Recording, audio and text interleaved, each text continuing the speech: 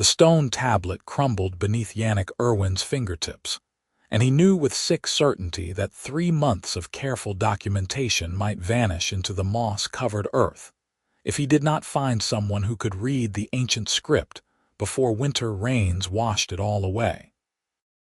He had come to the frontier abbey ruins with a leather satchel full of charcoal and linen, commissioned by the Territorial Survey Office to map and record whatever remained of the old monastery's boundaries and inscriptions.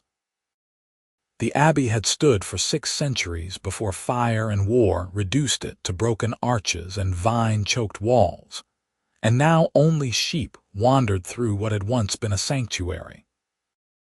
Yannick had hired a handful of locals from the nearby farming settlements to help clear debris and move the heavier stones, paying fair copper for honest work. And he had learned quickly not to ask too many questions about who exactly showed up each morning with calloused hands and a willingness to lift. The orc woman had arrived on the 4th day, carrying a canvas waterskin and wearing a patched linen shirt that had seen better seasons. She was perhaps his own height, maybe an inch shorter, with silver-green skin that caught the morning light like frost on spring leaves. Her tusks were small, barely visible when her mouth was closed, and her dark hair was pulled back in a practical braid that hung to her shoulders. She moved with an easy grace that spoke of strength without bulk, and when she introduced herself as Petra Voss, her voice was clear and direct. "I heard you were paying," she said, meeting his eyes without hesitation. "I can work as long as you need." Yannick had nodded, grateful for another pair of hands, and handed her a shovel. The other workers, all human farmers from the valley settlements, had exchanged glances but said nothing. Work was work, and coin was coin, and the frontier had a way of making people practical about such things even if they harbored private reservations. For 2 weeks, Petra showed up each dawn and worked until dusk, clearing rubble with a steady efficiency that put some of the younger men to shame. She spoke little, answered when spoken to, and kept her distance during the midday meal breaks when the others gathered under the one remaining bit of roofed cloister. Yannick found himself watching her sometimes, curious about the quiet competence she brought to every task, but he kept his observations to himself and focused on his sketches and rubbings. Then came the morning they cleared the eastern chapel, and everything changed. The door was half buried, its iron hinges rusted into useless fragments, but the lintel above it was intact. Gray stone, darker than the rest of the abbey's pale limestone, carved with a flowing script that made Yannick's heart beat faster. He had seen similar markings in exactly 2 places during his years of antiquarian work. Once in a museum collection in the capital, labeled as unknown origin, and once in a crumbling fortress so far north that the locals spoke a dialect he could barely understand. Both times, scholars had shrugged and admitted the script was a mystery, possibly pre-imperial, possibly something older still. "Everyone, careful now," Yannick called, kneeling in the dirt to examine the inscription. "This is important. I need to make a rubbing and I need to do it properly." The workers stepped back, wiping sweat from their faces. It was late summer, and the heat clung to the ruins like a wool blanket. Yannick spread his linen carefully across the stone, securing the corners with small weights, and began to rub charcoal across the surface in long, gentle strokes. The script emerged gradually, flowing and angular at once, letters that seemed to dance and march in equal measure. "It says the boundary of the valley runs from the white stones to the river ford, and all the land south to the oak forest belongs to those who work it, by grant of Abbot Cornelius in the year the comet passed." Yannick's hand froze mid-stroke. He turned slowly to find Petra standing just behind him, her green eyes fixed on the inscription, her expression calm. "What did you say?" he asked, his voice coming out rougher than he intended. "The inscription," Petra repeated, tilting her head slightly. It is a land grant. The abbot gave the valley lands to the farmers who worked them forever with the abbey as witness. The boundaries are described precisely: white marker stones, the river ford, the oak forest to the south. The other workers had gone very quiet. Yannick stood up, his mind racing. "You can read this?" he asked, gesturing at the ancient runes. "You can actually read this script?" Petra hesitated, and for the first time since he had met her, she looked uncertain. "Yes," she said finally. "My grandmother taught me when I was young. It is old runic script from before the Empire. Some orcs still learn it to preserve our histories, but we do not speak of it much among humans. No scholar in 3 provinces can read this," Yannick said, his voice rising with excitement he could not contain. "I have asked. I have written letters.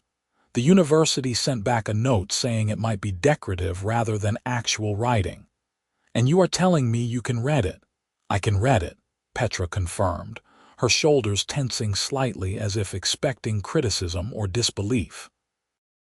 Instead, Yannick laughed, a bright sound of pure delight that echoed off the ruined walls.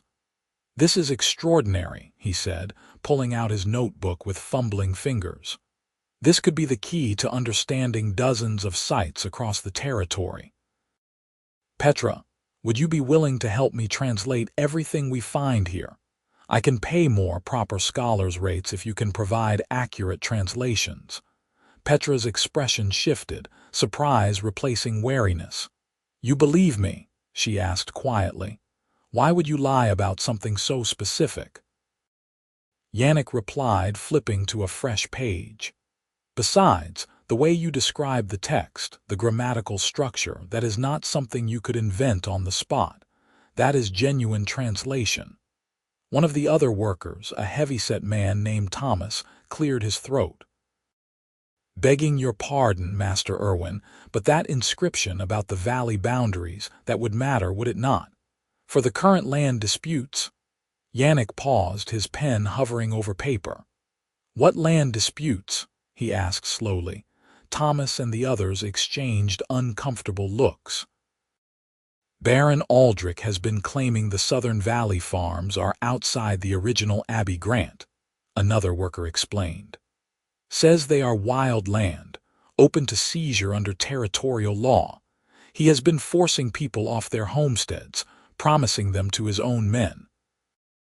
There has been talk of taking it to the magistrate, but no one has proof of the old boundaries." Yannick looked back at the inscription, then at Petra, seeing the situation with sudden, sharp clarity. "This stone," he said carefully, "is that proof. If the translation is accurate, if we can document it properly, this establishes legal boundaries that predate the Baron's claims by centuries. Which is why the Baron will not like anyone reading it," Thomas said grimly. "Might want to be careful, Master Irwin." "Careful who knows what you have found." But news traveled fast in small communities, and by the time Yannick and Petra returned to the Abbey the next morning to begin systematic documentation of every runic inscription they could find, a man in the Baron's colors was already waiting among the ruins. "The work is suspended," the man announced without preamble. He was lean and hard-faced, with a sword at his hip that looked well used. "Baron's orders. This site is under baronial jurisdiction, and no further excavation or recording is permitted without formal license." "I have a license," Yannick said, producing the folded document from his satchel. "From the Territorial Survey Office, authorizing complete documentation of historical sites in this district." The man barely glanced at it. "That authority is superseded by baronial prerogative in matters of land tenure," he said, his tone suggesting he had memorized the phrase. "You will pack your materials and vacate the site." "This is absurd," Yannick said, feeling heat rise in his chest. "This is scholarly work, not a land dispute." "Funny how those things overlap sometimes," the man replied with a thin smile. Vacate the site, Master Antiquarian. Consider yourself warned. Petra, who had been standing quietly beside Yannick, spoke up. The inscriptions are already documented, she said calmly. We made rubbings yesterday. The boundary description is recorded. The man's expression hardened. Then you will surrender those rubbings to baronial custody for verification and safekeeping. Absolutely not, Yannick said. These are scholarly records and they remain in my possession. The confrontation might have escalated further, but Thomas and several other farmers appeared at that moment, carrying tools and wearing expressions that suggested they had not come to work. The Baron's man looked at the growing crowd, calculated odds, and took a step back. You have been warned, he repeated. Do not say the Baron is unreasonable when consequences follow. He left, but the threat hung in the air like smoke. You should take the rubbings to the magistrate immediately, Thomas urged, before something happens to them. I need more than one inscription, Yannick said, thinking rapidly. One stone can be disputed, called a forgery or a misinterpretation. I need multiple sources corroborating evidence. Petra, are there other inscriptions here that mention the boundaries? Petra walked slowly through the ruins, examining walls and fallen lintels. There, she said finally, pointing to a stone partially buried under what had once been the chapter house. And there, at the base of that column, the runes are worn, but I can still make them out. They repeat the boundary markers, probably as part of regular abbey records. They worked quickly, making rubbings of every inscription Petra could find and translate. She spoke the words aloud as Yannick wrote them down in careful script, cross-referencing each mention of the white stones, the river ford, and the oak forest. By midday, they had documentation from 5 separate sources, all confirming the same boundaries. This is solid evidence, Yannick said, carefully rolling the linen rubbings and securing them with cord. Multiple contemporary sources, all agreeing. No magistrate could ignore this. Unless the rubbings disappear, Petra said quietly. Yannick looked at her, seeing the worry in her green eyes.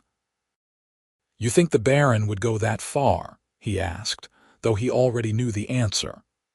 I think powerful men do not like being proven wrong, Petra replied. And I think an orc's testimony about ancient runes will sound very convenient to people who want to believe it is false. She was not wrong. That night, Yannick locked the rubbings in his trunk at the boarding house where he was staying and wedged a chair under the door handle for good measure. He lay awake listening to every creak of the floorboards, every whisper of wind against the shutters, until exhaustion finally pulled him under. He woke to smoke. The fire started in the stable, but it spread fast, catching the dry thatch of the boarding house roof. Yannick grabbed his satchel and trunk and stumbled into the night, coughing, joining the bucket brigade of neighbors trying to save the building. They managed to contain the blaze to one wing, but when Yannick finally collapsed on the ground and opened his trunk with shaking hands, he found the lock had been forced and the rubbings were gone. No, he whispered, staring at the empty space where careful documentation had been. No, no, no. Petra found him at dawn, still sitting beside the trunk, covered in soot. She knelt beside him, her expression grim. They took them, she asked, though it was barely a question. Everything, Yannick said, his voice hollow. Every rubbing, every piece of physical evidence. The Baron's men must have broken in during the confusion of the fire. Then we have only my memory, Petra said quietly, and your written translations, which will not hold up in court without the physical evidence, Yannick said bitterly. A magistrate needs to see the actual inscriptions, or at least the rubbings. My notebook could be pure invention and your testimony. He trailed off, not wanting to say the cruel truth aloud. My testimony is the word of an orc, Petra finished for him. Worth nothing in a land dispute against a baron. They sat in silence for a moment, watching the smoke still rising from the ruins of the boarding house.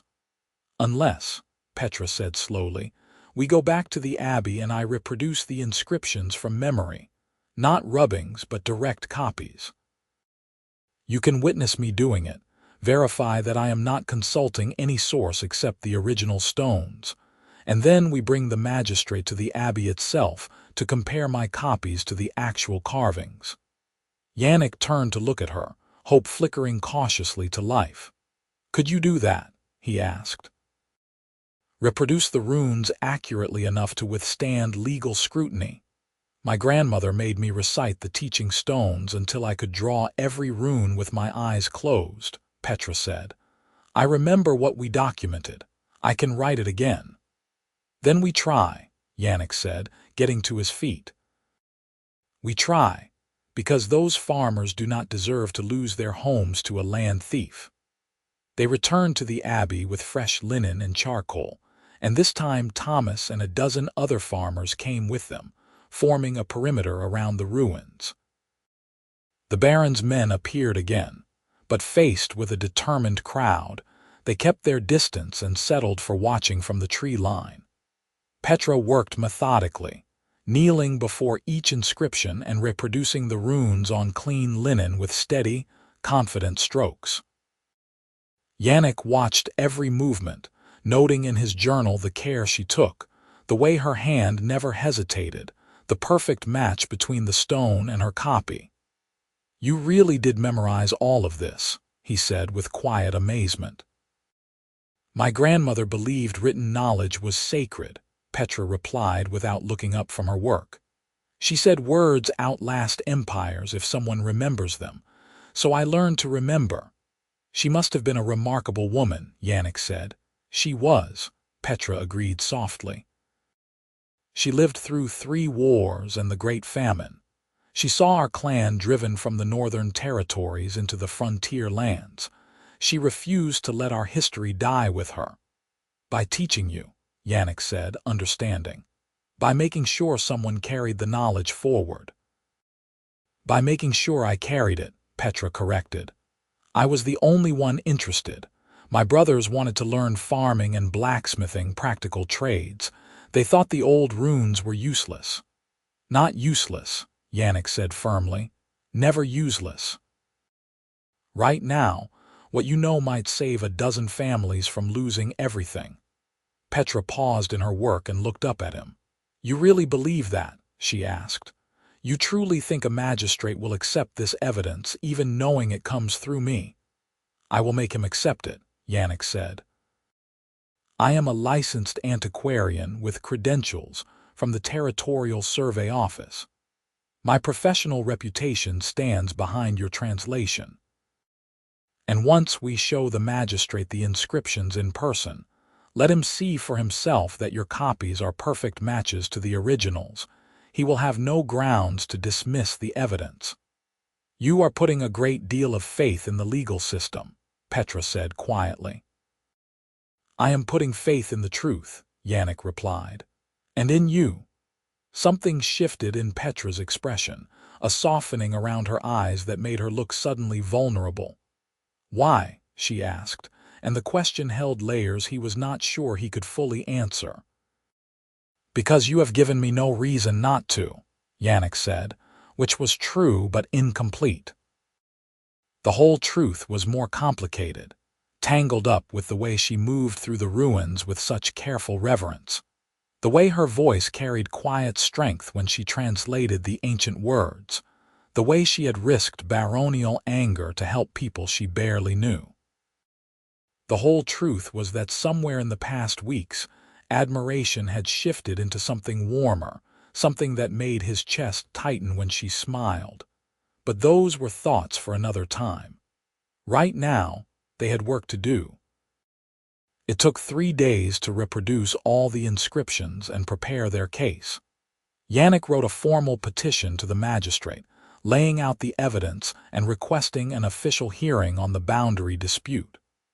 Petra signed as translator and witness, her signature clear and deliberate. Thomas and the other farmers added their names as interested parties, representing the families whose land was in question. The magistrate agreed to hear the case, perhaps out of genuine interest in justice, perhaps because ignoring a formal petition would look suspicious. Either way, a date was set, and Yannick and Petra found themselves standing in the village hall 3 weeks later, facing a stern-faced official with a reputation for fairness. Baron Aldrich attended in person, a broad man with gray at his temples and expensive clothes that spoke of wealth without taste. His lawyer was smooth and practiced, dismissing the abbey inscriptions as religious metaphor rather than legal document. Ancient writings are notoriously unreliable, the lawyer argued. Even assuming the translation is accurate, which we dispute, there is no evidence that this so-called grant was ever recognized by secular authorities. The abbey held legal jurisdiction over these lands for 600 years, Yannick countered. Its grants and charters were recognized by 3 successive imperial administrations. The inscriptions are not metaphor. They are records, written in stone precisely because they were meant to endure as legal proof. And who translated these supposed records? The lawyer asked with a thin smile. An orc laborer with no credentials, no scholarly training, no verification of her claims. An orc woman who learned ancient runic script from her grandmother, Yannick said, keeping his voice level through sheer effort of will. A script that no human scholar in this territory can read. I have verified her translations by comparing them directly to the original carvings. They are accurate, detailed, and consistent across multiple sources. So you say, the lawyer replied, but you are not an impartial observer, Master Irwin. You have been working closely with this woman for weeks. How do we know the two of you did not simply invent a convenient translation to support the farmer's claims? The magistrate, who had been silent through most of the argument, finally spoke. That is a serious accusation, he said mildly. Are you suggesting a licensed territorial surveyor has committed fraud? The lawyer backpedaled slightly. I am suggesting the evidence is questionable, he said, and that we should not overturn established property claims based on questionable evidence. Then let us remove the question, Yannick said. Come to the abbey, see the inscriptions yourself. Watch Petra read them aloud without reference to our copies and judge whether she is inventing her translation or genuinely reading ancient script. The magistrate considered this. An unusual proposal, he said, but not unreasonable. We will adjourn to the abbey ruins tomorrow morning. Miss Voss, you will read the inscriptions aloud in the presence of this court. If your translation matches the written copies provided, and if Master Irwin can demonstrate that the script genuinely predates the current dispute, I will accept the evidence as valid. The Baron's face darkened, but he could hardly object without seeming like he had something to hide. The next morning, a strange procession made its way to the abbey ruins. The magistrate in his formal robes, the Baron and his lawyer, Yannick and Petra, and a crowd of farmers and curious villagers who came to watch justice being done or denied. Petra stood before the first inscription, the one above the sealed chapel door, and took a slow breath. Yannick saw her hands tremble slightly, and he wanted to reach out to offer some comfort, but this was her moment. She had to stand alone. It says, Petra began, her voice steady despite her nerves. The boundary of the valley runs from the white stones to the river ford, and all the land south to the oak forest belongs to those who work it, by grant of Abbot Cornelius in the year the comet passed. She moved to the second inscription, at the base of the ruined column. Here it repeats the boundary markers and adds that the grant is made in perpetuity, to be honored by all who follow. The farmers shall hold the land as freeholders. owing only customary tithe to the abbey for spiritual services. One by one, she read all 5 inscriptions they had documented, and each time her words matched exactly what Yannick had written in his notebook. The magistrate compared the copies carefully, nodding slowly. "The consistency is compelling," he admitted, "but I am not a scholar of ancient languages. How can I be certain this script actually says what Miss Voss claims?" "Look at the structure," Yannick said, stepping forward. He pointed to specific runes, explaining their formation and usage. "This character appears in every mention of boundaries, marking it as a key term. This symbol always precedes geographical features: stones, rivers, forests. The grammar is consistent, the vocabulary repeats in logical patterns. This is genuine language, not random decoration, and Miss Voss reads it fluently." The Baron's lawyer tried one more objection. "Even if we accept that the inscriptions are authentic, they are written in an Orc script. Why would a human abbey use Orc writing for legal documents? Because 600 years ago, the Empire was young and writing systems were fluid," Yannick explained. "This runic script predates the modern alphabet. It was used by multiple peoples, including humans, before the imperial standard was established. The abbey used the writing system available to it at the time."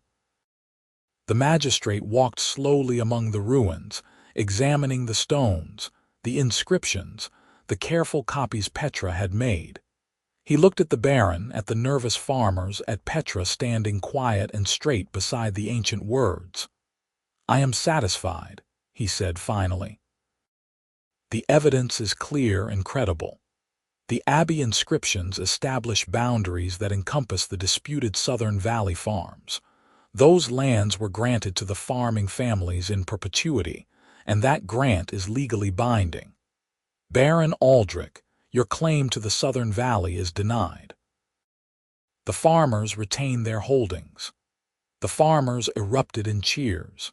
The Baron's face went red, but he could do nothing except storm away with his lawyer hurrying behind. The magistrate signed the official judgment and handed a copy to Thomas, who clutched it like it was made of gold. "Thank you," Thomas said hoarsely, looking at Yannick and Petra. "Thank you both, you saved us." But Petra was not looking at Thomas. She was looking at Yannick, and her eyes were bright with unshed tears. "We did it," she said softly. "They believed us." "They believed you," Yannick corrected. "You were the one who read the runes.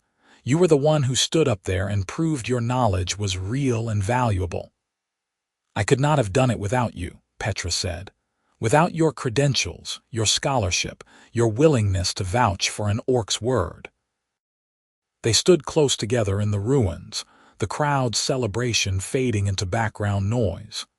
Yannick reached out, hesitated, then gently took Petra's hand. "Your grandmother's knowledge saved these people," he said. "But now that knowledge is proven, documented, recognized by legal authority. Petra, there could be dozens of inscriptions across the territory, all locked away because no one can read them. Historical records, property boundaries, maybe even cultural texts we thought were lost forever. Would you consider continuing this work? With me?" Petra's fingers tightened around his. "What are you suggesting?" she asked, though her voice held a note of hope. "A partnership," Yannick said, the idea forming even as he spoke it. "A formal scholarly partnership. We travel to other sites, document runic inscriptions, preserve the knowledge before it is lost. I provide the credentials and connections, you provide the linguistic expertise. We publish our findings, we teach others, we make sure your grandmother's legacy lives on." "People will talk," Petra said quietly. "A human man and an Orc woman working together, traveling together." "Let them talk," Yannick said. "I have spent years studying dead stones, wishing I could unlock their secrets. You hold the key to an entire lost body of knowledge. That is more important than gossip." Petra was quiet for a long moment, her green eyes searching his face. "Is that all this is?" she asked finally. "Professional interest in my linguistic abilities." Yannick felt his heart hammering against his ribs. "No," he admitted. "It has not been only professional interest for some time now, but I did not want to presume. I did not want you to think I was offering partnership as a way to manipulate you into something else." "And if I wanted something else?" Petra asked, a small smile tugging at the corner of her mouth. "If I wanted partnership and whatever comes with it, then I would be the luckiest antiquarian in 5 territories," Yannick said, and he was smiling too, helplessly, joyfully. "Petra Voss, would you do me the very great honor of continuing this work with me? As colleague, as partner, as whatever we decide we want to be." "Yes," Petra said simply. "To all of it, yes." They traveled through autumn and into winter, documenting inscriptions in old fortresses and abandoned settlements, slowly building a comprehensive record of the ancient runic script. Petra taught Yannick the basics of reading, though he had nothing like her fluency. He taught her the formal scholarly methods of documentation and citation, the ways to make their work credible to academic institutions that might otherwise dismiss it. They also talked, long conversations by campfires and in country inns, learning each other in the way people do when isolation and shared purpose strip away pretense. Yannick told her about growing up in a merchant family, the youngest son with no talent for trade, finding refuge in dusty libraries and forgotten ruins. Petra told him about her childhood on the frontier, the way her clan struggled to maintain traditions while adapting to human territories, the loss of her grandmother 5 years ago, and the loneliness of being the last keeper of knowledge nobody valued. "I value it," Yannick said.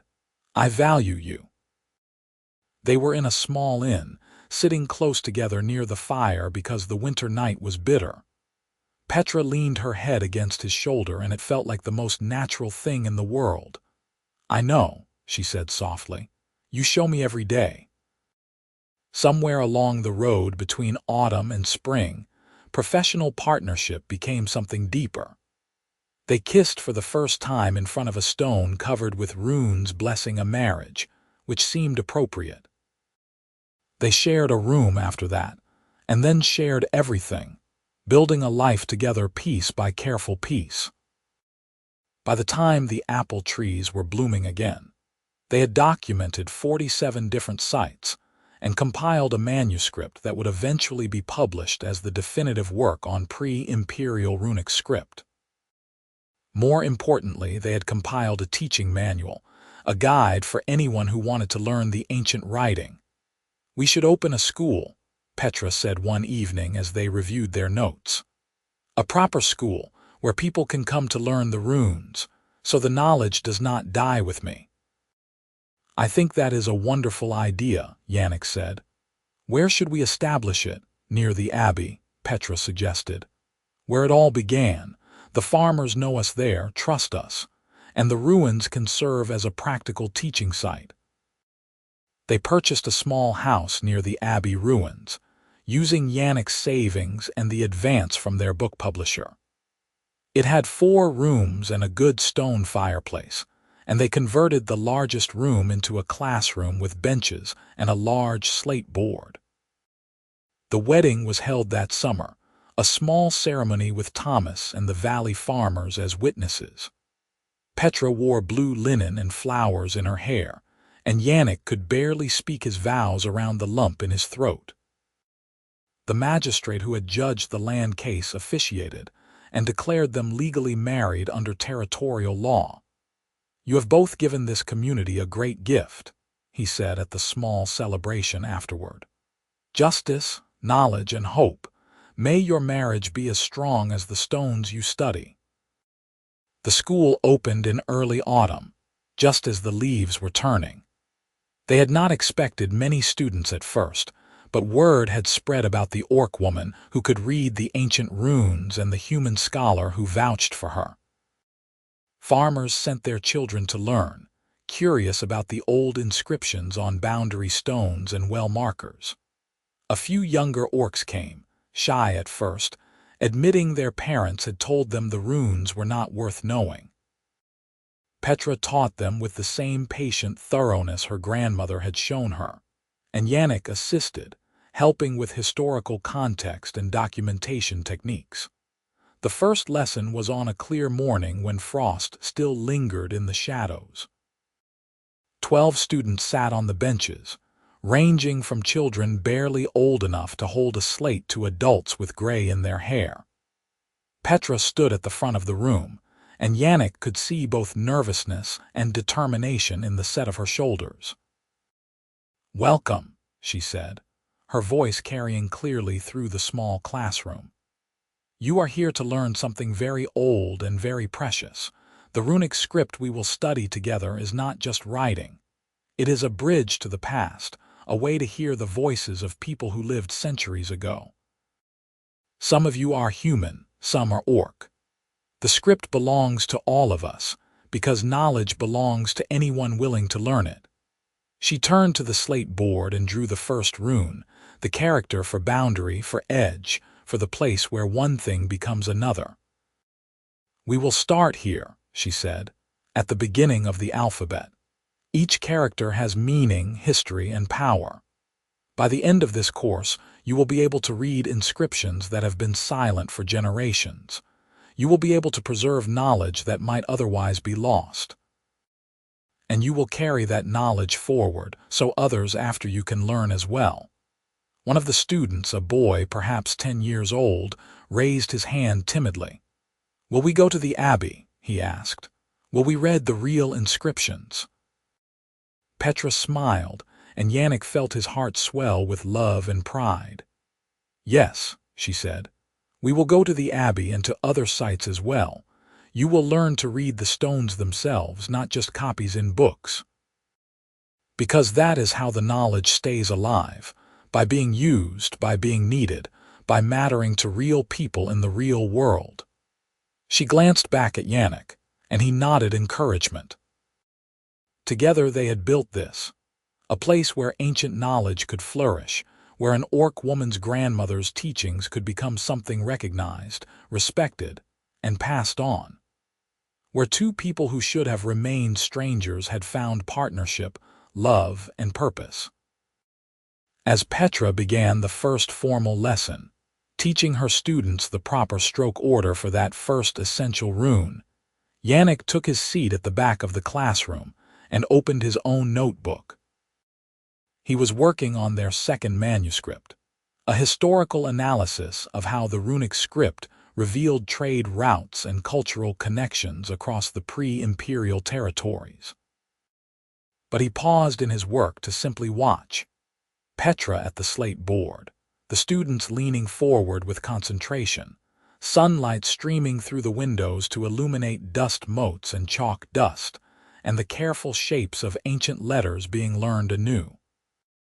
Nobody had warned him, when he came to the frontier abbey with his satchel of charcoal and linen, that hiring an orc woman would change everything. Nobody had told him that ancient runes could unlock not just historical mysteries, but also legal battles, academic careers, and the chambers of his own guarded heart. Nobody had prepared him for falling in love with someone whose mind was as beautiful as her spirit, whose knowledge could shift the course of justice, whose grandmother's legacy would become their shared life's work. But he would not change any of it. Every moment, from that first reading of the chapel inscription to this morning's first lesson, had led them here, to a small classroom where the past and future met, where old words found new voices, where two people built something lasting from curiosity, courage, and love. Petra finished drawing the first set of basic runes and turned to face her students. "Now," she said, "you will practice copying these characters. Take your time. Precision matters. Every line, every angle, every curve carries meaning. I will come around to help each of you individually." As she moved between the benches, correcting a student's grip on the chalk, praising another's careful work, Yannick found himself imagining the years ahead. More students, more discoveries, perhaps children of their own someday learning the runes alongside everyone else. A legacy built not on conquest or wealth, but on knowledge preserved and freely shared. The boy who had asked about the abbey raised his hand again. "Miss Voss," he said, "did you always know the runes were important, even when nobody else thought so?" Petra paused, considering the question with the seriousness it deserved. "My grandmother told me they were important," she said finally. "And I believed her, even when it seemed like that belief did not matter to anyone else. But believing something is important and proving it to the world are different things. I got lucky. I met someone who was willing to listen, to learn, to trust that what I knew was real." She looked directly at Yannick as she spoke, and he felt the weight of that trust, the responsibility and gift of it. He had done nothing extraordinary, really. He had simply paid attention, asked questions, and treated Petra's knowledge with the respect it deserved. But apparently, in a world that often dismissed both scholarship and orcs, those simple acts had been enough to change everything. The lesson continued through the morning, with Petra moving patiently from student to student, Yannick occasionally providing historical context when asked. At midday, they dismissed the class with homework assignments. Practice the first 10 runes until you can draw them without reference, and write down any old inscriptions you see around your homes or farms, so we can study them together next week. When the last student had left and they were alone in the classroom, Petra sank onto one of the benches with a sigh that was equal parts exhaustion and satisfaction. "That went well," she said. "Better than I hoped, actually. They were genuinely interested." "You are a good teacher," Yannick said, sitting beside her and taking her hand. "Clear, patient, enthusiastic. Your grandmother would be proud." "I hope so," Petra said softly. "I wish she could see this, see what her insistence on teaching me has become." "I think she knew," Yannick said. "Why else would she be so determined that you learn? She must have believed the knowledge would matter someday, that you would find a way to use it." Petra leaned against him, and they sat together in the quiet classroom, surrounded by chalk dust and slate boards in the beginning of something that would outlast them both. "You ever regret it?" Petra asked after a while. "Tying yourself to me to this work? You could have had a comfortable career in the capital, working for the university, doing conventional scholarship." "I have never wanted conventional," Yannick said firmly. "And I certainly do not regret you. Petra, you are the best thing that ever happened to me. Everything else is just details." She turned her head to kiss him, soft and sweet, and he tasted chalk dust and happiness. "I love you," she said against his lips. "Strange, stubborn, wonderful human." "I love you too," he replied. "Brilliant, brave, beautiful orc woman who reads dead languages and saves farmers, and somehow decided I was worth keeping." They stayed there a while longer, holding each other in their schoolhouse, before returning to the work of building their life together. There would be more lessons, more translations, more discoveries. There would be challenges too, undoubtedly. But they would face everything together, partners in scholarship and in life, carrying knowledge forward into a future where orc and human could learn side by side, where ancient words could find new meaning, where love built bridges across every boundary. Outside, the autumn sun warmed the ruins of the abbey, and somewhere among those old stones, the inscriptions waited patiently for the next generation of readers to give them voice again.